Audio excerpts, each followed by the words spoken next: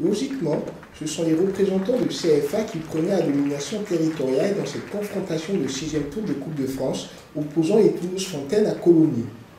Mais face à une formation toulousaine en place et suffisamment performante dans les duels pour ne pas trop subir le match, les visiteurs ne se créeront finalement que peu d'occasions de but. Ainsi fallait-il attendre que ne s'écoulent 20 minutes de jeu avant de voir Ibrahima Sow cadrer la première frappe du match, avant d'être imité plus timidement par Kadour Jainat, lequel oubliait peut-être au passage un ou deux coéquipiers mieux placés dans la surface.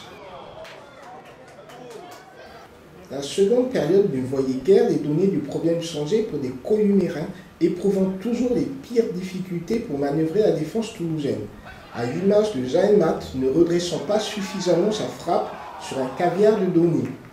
Une maladresse qui permettait ainsi aux locaux de rester dans le match pour pointer par 2 fois le bout du nez aux abords de la surface adverse sur 2 tentatives de boucher.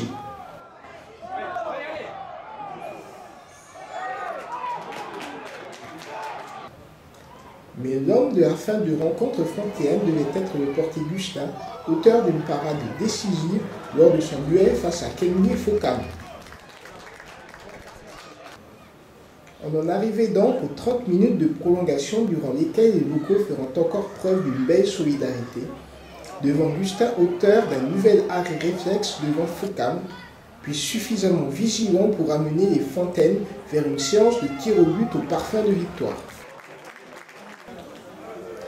Une semi-victoire pour les coéquipiers de Bernard Ngom au vu de l'état d'esprit affiché, mais dont le dénouement souriait enfin aux joueurs de William Prunier pour une victoire somme toute logique sur la physionomie de la partie, mais rappelant de fort belle façon les incertitudes de Dame Coupe de France.